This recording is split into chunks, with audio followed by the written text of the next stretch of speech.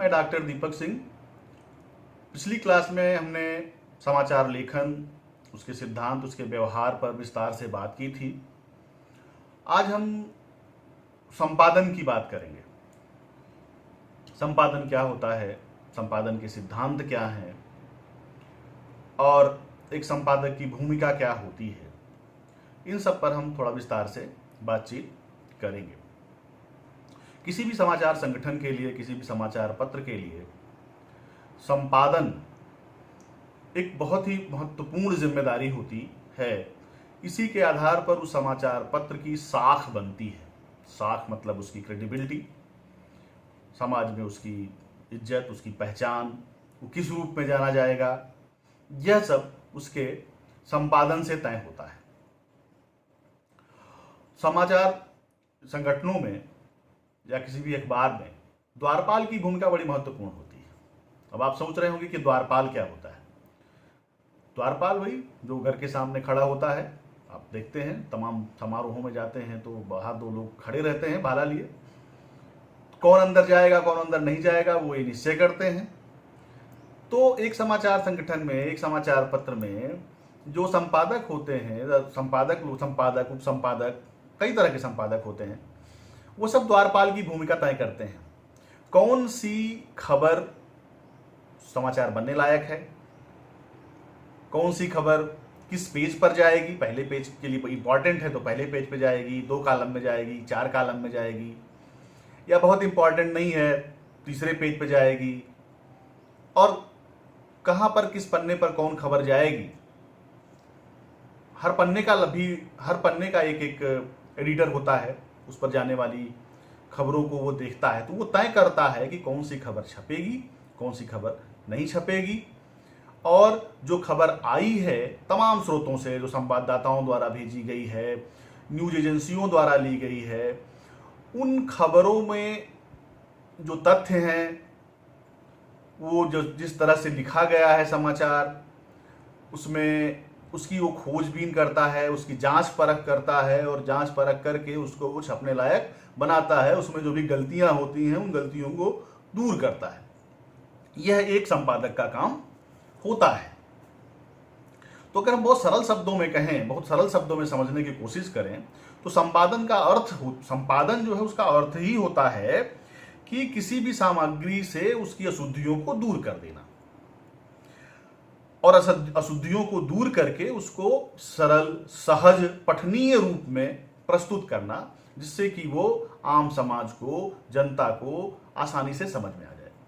अब देखिए, एक जो अखबार होता है, उस अखबार का जो पाठक होता है वो एक बहुत ही गरीब आदमी जो रिक्शा चलाता है वह भी होता है, और एक यूनिवर्सिटी का प्रोफेसर भी होता है, कोई बहुत बड़ा विद्वान भी होता है, सरकारी अधिकारी भी होते हैं। एक ही अखबार समाज के अलग अलग वर्गों में अलग अलग लोगों द्वारा पढ़ा जाता है। तो इसलिए जो अखबार की भाषा होगी, उसका जो व्याकरण होगा, उसको जो प्रस्तुत करने का तरीका होगा, यह सब बहुत मायने रखता है और बहुत महत्वपूर्ण होता है।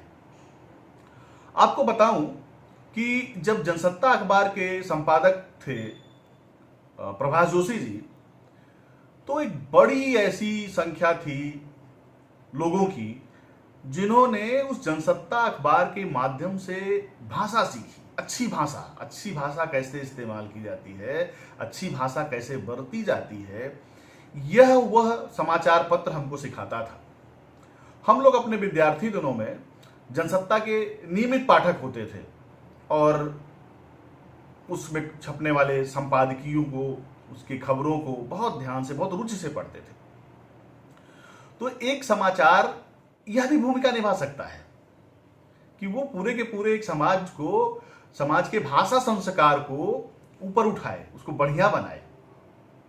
तो संपादक की जिम्मेदारी, कहने का अर्थ है संपादक की जिम्मेदारी बहुत महत्वपूर्ण होती है।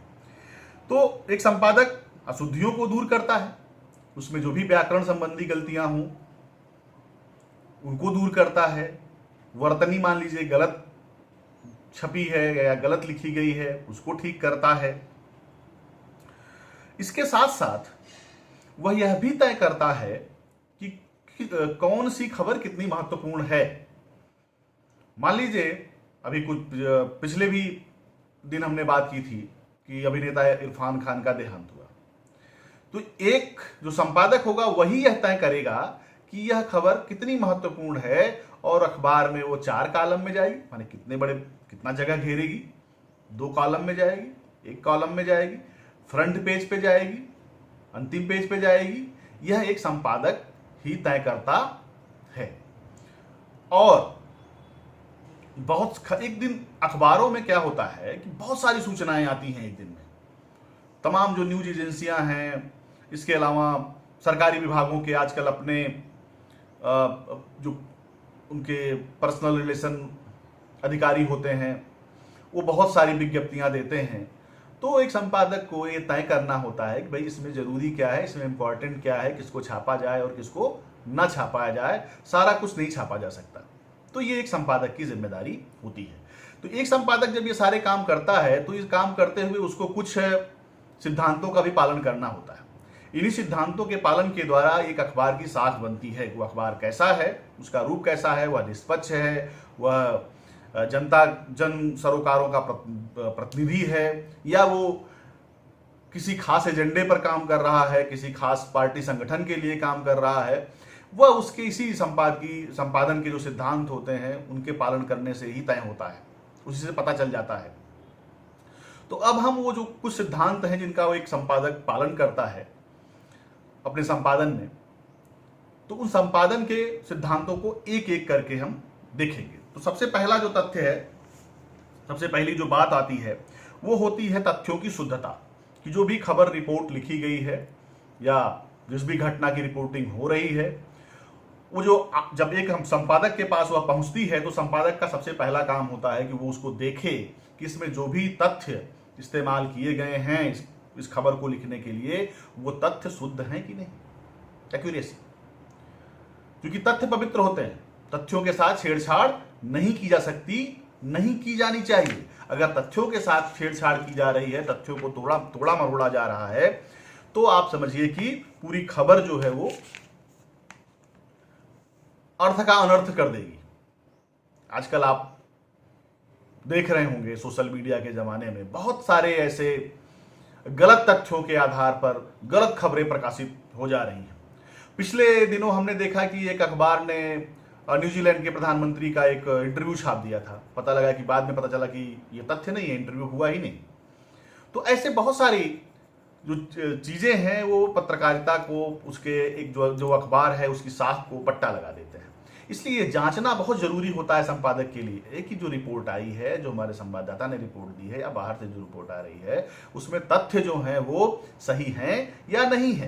क्योंकि तथ्यों के द्वारा ही हम जो यथार्थ है, अखबार क्या करता है, पत्रकारिता जो है वो एक तरह से जो वास्तविकता है उसी वास्तविकता का वो प्रतिबिंबित करता है, उसका प्रतिबिंब है। जो घटना जैसी जिस रूप में हुई उसको वैसी उसी रूप में बताना ही पत्रकारिता का काम है। लेकिन सच बात यह भी है कि यह बहुत कठिन काम है, बहुत जटिल काम है, क्योंकि जो यथार्थ है वो बड़ा बहुस्तरीय होता है। कई बार हम बहुत सारे तथ्यों के द्वारा भी उस यथार्थ को एकदम हूबहू वैसे ही प्रकट नहीं कर पाते, तो हम एक तरह से यथार्थ की छवि निर्मित करते हैं। तो यथार्थ को उसकी संपूर्णता में बताने के लिए,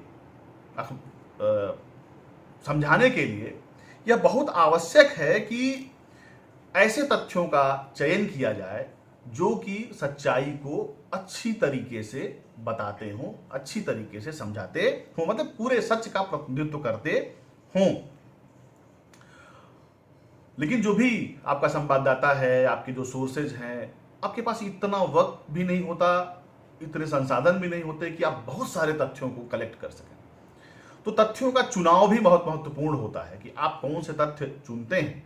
तो हमको वह तथ्य चुनने होते हैं जो उस पूरी घटना को रिप्रेजेंट करें, माने उसका प्रतिनिधित्व करें, और तथ्य को हमको पवित्र मानकर चलना होता है। उससे किसी भी तरह की छेड़छाड़ से हमको बचना होता है।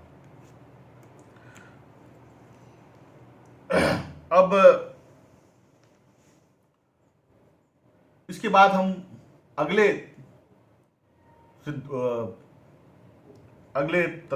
सिद्धांत पर बात करते हैं, अगले तत्व पर बात करते हैं। वह है वस्तुपरकता, जिसको हम अंग्रेजी में ऑब्जेक्टिविटी कहते हैं। अब ये वस्तुपरकता क्या होती है?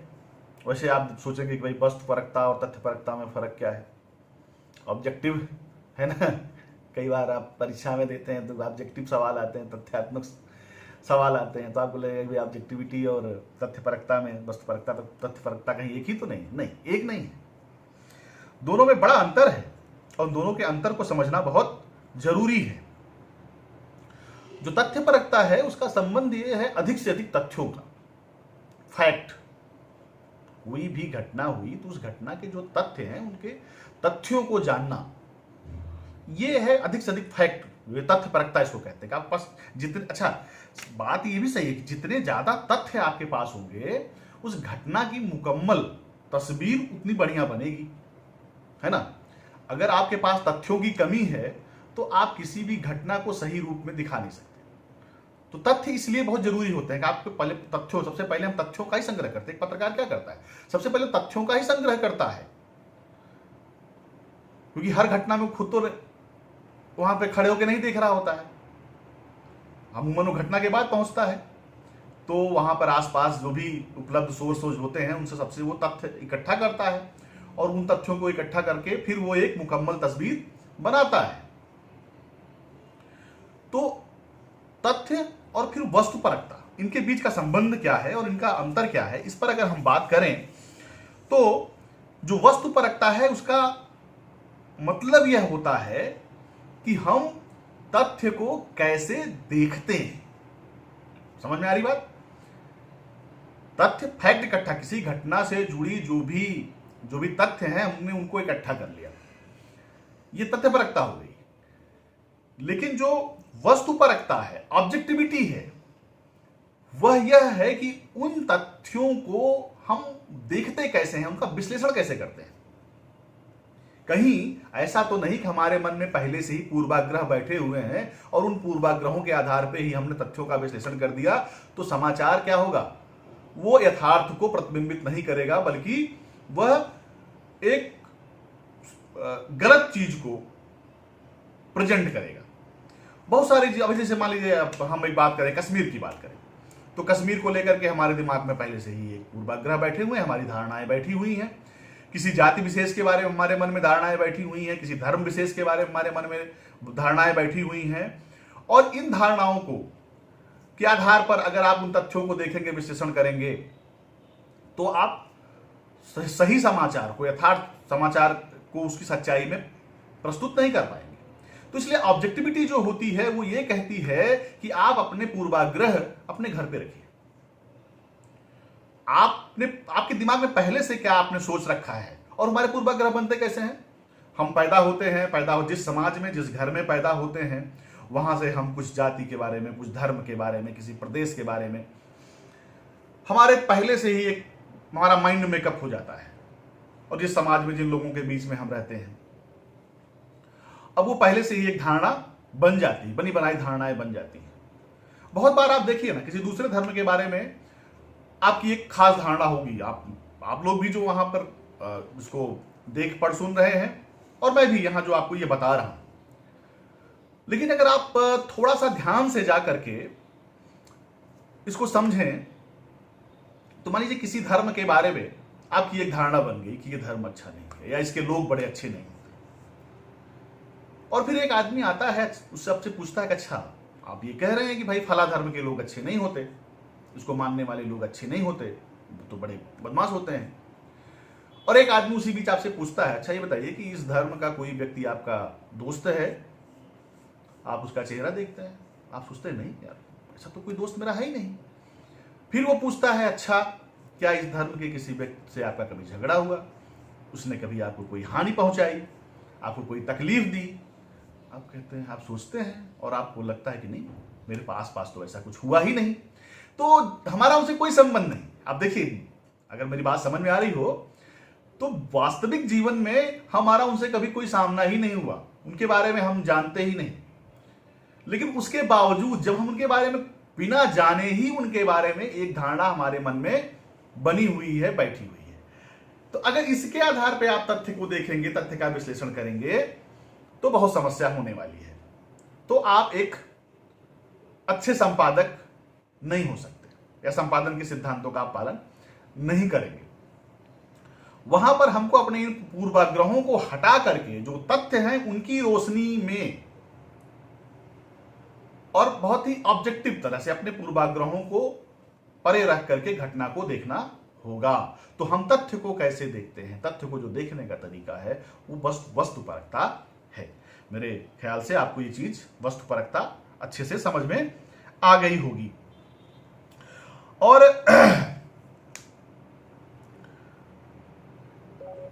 फिर मैं कह रहा हूं कि जो धारणाएं हैं और जो विचार हैं,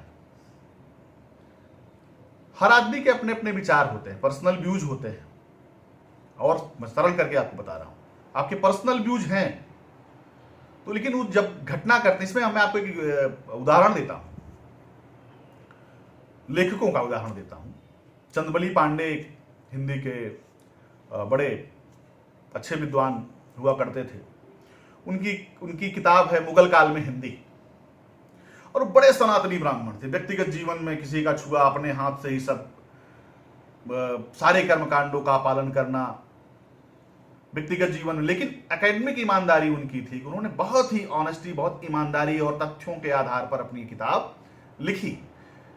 उस किताब को अगर आप पढ़ेंगे, देखेंगे, तो इस बात को अच्छी तरह से समझ पाएंगे। उनमें उनके कोई पूर्वाग्रह नहीं आते।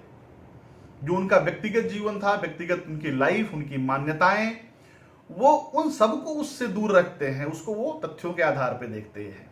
या आप वामन काड़े का जो धर्म शास्त्र का इतिहास है उसको आप देख सकते हैं। उन्होंने बहुत ही ऑब्जेक्टिविटी के साथ जो भी तथ्य थे हमारे यहाँ वेद में, पुराण में, उन तथ्यों के आधार पर धर्म साहित्य का पूरा जो है इतिहास लिखा है। वहां पर उन्होंने कोई घालमेल नहीं किया। इसको कहते हैं ऑब्जेक्टिविटी। और यह एक पत्रकार का सर्वप्रमुख गुण होना चाहिए। अगर एक पत्रकार में यह गुण नहीं है तो वह एक किसी खास, खुद में अपने आप में एक पार्टी बन जाएगा। और पत्रकार कोई पार्टी नहीं होता। लेकिन अगर कोई यह कहे कि पत्रकार तटस्थ होता है तो यह भी नहीं समझना चाहिए, यह भी गलत बात है। क्यों? क्योंकि तटस्थता जैसी कोई चीज देखिए होती नहीं। बात यह होती है कि न्याय अन्याय में, अगर जहां न्याय है और अन्याय है तो एक पत्रकार जो है वो न्याय के पक्ष में होगा, है ना। उसकी ऑब्जेक्टिविटी क्या है, उसकी वस्तुपरकता क्या है, या हमारी वस्तुपरकता क्या है कि हम गलत और सही में सही की तरफ। समझ में आ रही है बात? तो ये है वस्तुपरकता। अगला जो सिद्धांत है वो है निष्पक्षता। है निष्पक्षता, फेयरनेस, माने हमको फेयर होना है, निष्पक्ष होना भी है, निष्पक्ष दिखना भी है। ऐसा नहीं निष्पक्ष दिखना है, होना नहीं है। आजकल एक बड़ा चल गया है जहां पे हम अपने निष्पक्ष दिखाते जरूर हैं लेकिन होते नहीं हैं, किसी एजेंडे पे काम कर रहे होते हैं। तो एक पत्रकार के लिए निष्पक्ष होना बहुत जरूरी है। जो निष्पक्षता है उसी से ही समाचार संगठन की साख बनती है। और एक संपादक जब तमाम खबरों को देखता है तो वो तय करता है कि खबरें निष्पक्ष रूप से लिखी गई हैं या नहीं लिखी गई हैं। कहीं ऐसा तो नहीं है कि इसमें किसी का पक्ष लिया गया हो, किसी को अनुचित तरीके से लाभ दिया गया हो। ये बहुत इंपॉर्टेंट है, बहुत महत्वपूर्ण है। क्योंकि आप देखिए कि पीठ पत्रकारिता, पत्रकारिता का एक प्रकार पीठ पत्रकारिता भी है, जहां पर खबरें प्लांट कराई जाती हैं, खबरें लिखवाई जाती हैं, उसके लिए पैसा दिया जाता है। तो ऐसे में इस पीठ पत्रकारिता का जब एक दबाव है, बहुत लोग उसके शिकार हो सकते हैं, तो ऐसे में जो संपादक होता है उसकी जिम्मेदारी बहुत बढ़ जाती है। एज ए संपादक अगर आपको काम करने का कभी मौका मिले तो आपको यह बात उस खबर को पढ़ करके, उसको देख करके आपको ये जानना होगा कि ये निष्पक्ष है या नहीं है। तो निष्पक्षता, जैसे मैं पहले ही बता रहा था कि निष्पक्ष, जब मैं निष्पक्ष बात कह रहा हूं तो इसका मतलब ये नहीं है कि एक तरफ अन्याय है और न्याय है। आप कहें भाई ये अन्याय है, एक न्याय है हमसे, ये आप देख लीजिए। नहीं, पत्रकार को इस तरह की निष्पक्षता नहीं दिखानी। निष्पक्षता का यह कतई अर्थ नहीं है। निष्पक्षता का अर्थ यह है कि अन्याय और न्याय में जो न्याय का पक्ष होगा, पत्रकार उस पर जोर देगा, वह उसका भी पक्ष होगा, है ना। निष्पक्षता का मतलब यही नहीं कि मतलब किसी चीज से कोई मतलब ही नहीं है, ऐसा नहीं होता है ना। और जैसे कि रामधारी सिंह दिनकर की एक बड़ी प्रसिद्ध कविता है कि जो तटस्थ हैं समय कहेगा उनका अपराध। तो तटस्थता जैसी कोई चीज नहीं होती। निष्पक्षता, तटस्थता, ये दोनों फर्क, अलग अलग चीजें हैं। हम निष्पक्ष हैं इसका मतलब ये नहीं कि हम अन्याय के पक्ष में हैं या दोनों अन्याय को एक जैसा देख रहे हैं। नहीं, हम न्याय के साथ हैं, सही के साथ हैं। और हमारा जो समाचार पत्र है, हमारा ये उद्देश्य भी है कि वह सही चीज को, न्यायपूर्ण चीज को आगे बढ़ाए, समाज में उनको जगह दे। क्लियर? आजकल देखिए जितने भी हमारे, खास करके जब से मीडिया, इलेक्ट्रॉनिक मीडिया का जमाना आया है और प्रिंट मीडिया में भी, आज निष्पक्षता बहुत दांव पर है। जो तमाम अखबार निकल रहे हैं, आप पुराने जमाने के में निकलने वाले अखबारों, उनकी क्रेडिबिलिटी के बारे में अगर पढ़ें, किताबें पढ़ें, तो देखेंगे कि उनके जो संपादक होते थे वो किस रूप में काम करते थे, उनका क्या कद होता था कि कोई बहुत बड़ा से बड़ा मिनिस्टर, कोई बड़ा से बड़ा अधिकारी भी उनसे कोई खबर या प्लांट नहीं करवा सकता था, किसी खबर का रुख बदलवा नहीं सकता था। वो पत्रकारिता के इन तमाम सिद्धांतों का पालन करते हैं। आज इस भूमंडलीकरण के दौर में जहां पर पूंजी का इतना ज्यादा दबाव है, आप देखिए तो बहुत ज्यादा जितने बड़े बड़े घराने हैं, वो बहुत बड़े बड़े जो समाचार घराने हैं वो बड़े बड़े पूंजीपतियों के हैं, तो उनमें बहुत सारे दबाव काम करते हैं। और आज की डेट में हालांकि ये कहना कोई बहुत सम्मानजनक बात नहीं है, लेकिन जो संपादकों की भूमिका है, उनका जो कद है वो कम हुआ है। जबकि हमने अपने ही समय में, हम लोगों ने खास करके, आप लोगों ने तो पता नहीं देखा कि नहीं, प्रभाष जोशी जैसे बड़े संपादकों को भी देखा है। तो ये जो निष्पक्षता है, ये एक बहुत महत्वपूर्ण चीज है संपादन में। अगली चीज आती है बैलेंस, संतुलन। जब कोई समाचार लिखा जाता है या जो किसी भी घटना की रिपोर्टिंग होती है, तो उसमें संतुलन है कि नहीं है।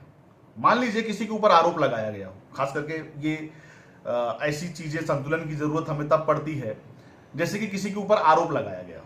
तो जब आरोप लगाया गया हो किसी के ऊपर, तो जो आरोपी है, जिसके ऊपर आरोप लगाया जा रहा है, हमें उसका भी पक्ष प्रमुखता से प्रकाशित करना चाहिए। ऐसा ना हो कि हम केवल आरोपों को ही छाप दें और जो जिस व्यक्ति के ऊपर आरोप लगाए गए हैं उसका पक्ष ना आ पाए। तो जहां भी संघर्ष या टकराव की जरूरत, जो टकराव होता है, वहां पर संघर्ष और टकराव में हमको बैलेंस बनाए रखना बहुत इंपॉर्टेंट होता है, बहुत जरूरी होता है। और उसमें हर पक्ष की जो दलीलें हैं, जो वाजिब हैं, अनर्गल नहीं, ये एक संपादक या एक पत्रकार ये तय करता है, उनको हमको जगह देनी है और एक बैलेंस को कायम रखना है। तो अगला जो महत्वपूर्ण सिद्धांत है जिस पर कि एक संपादक को बहुत ध्यान देना होता है, पत्रकार को भी बहुत ध्यान देना होता है, संपादक के लिए लेकिन बहुत इंपॉर्टेंट है, वह है स्रोत, सोर्स। कोई भी न्यूज कहां से आ रही है, इसका एक सोर्स होना चाहिए।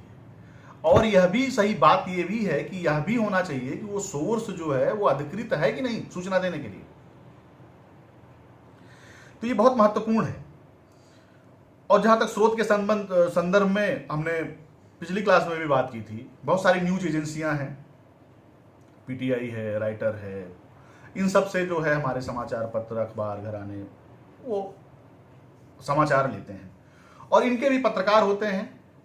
और जो हमारे मीडिया घराने हैं, इनके अपने खुद के पत्रकार होते हैं। ये खुद भी मौके पर जाते हैं, वहाँ पर घटना का अवलोकन करते हैं, वहाँ पे तमाम लोगों से पूछताछ करते हैं और वहाँ से तथ्य इकट्ठा करते हैं। तो सोर्स जो है वो बहुत महत्वपूर्ण है। जैसे आप, और खास करके जब ऐसी घटनाएं हों जो सामाजिक जीवन में, राजनीतिक जीवन में, आर्थिक जीवन में बड़ा प्रभाव डालती हैं।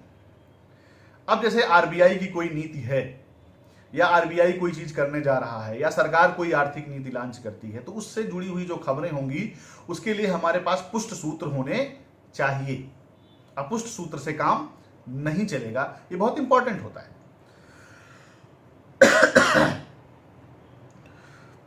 तो जो सोर्स होते हैं, अब अच्छा हाँ, स्रोतों के आधार पे आप देखिए तो इसमें भी आजकल स्रोत पे हमारे यहाँ जो भी अखबार हैं उन सबको छूट मिली हुई है। कोई जरूर आप कोई न्यूज छापते हैं, कोई ऐसी न्यूज है जैसे किसी कहीं भ्रष्टाचार उजागर हो रहा है, तो स्रोत जो है उसकी जानकारी या उसका नाम देना जरूरी नहीं है। अब इसका हम अच्छा इस्तेमाल भी कर सकते हैं, और कई बार लोग कहते हैं कि सूत्रों के हवाले से खबर छाप देते हैं और बाद में पता चलता है कि वो खबर तो कुछ ऐसी थी ही नहीं। तो इस चीज से बचना होगा कि सूत्र के आधार पर आप कोई भी खबर नहीं छाप सकते। सूत्र के आधार पर आप खबर छापिए, लेकिन जो खबर आप छापते हैं उस खबर का आपके पास प्रूफ होना चाहिए। इसीलिए कहते हैं कि जो आपका सोर्स है, सूत्र है, वो पुख्ता होना चाहिए, क्योंकि अगर वह पुख्ता नहीं है तो आपके अखबार की जो साख है, क्रेडिबिलिटी है, और जो समाचार की पारदर्शिता है, वह सब प्रभावित होगी। तो ये रहे संक्षेप में संपादन के सिद्धांत। आज के लिए बस इतना ही। धन्यवाद।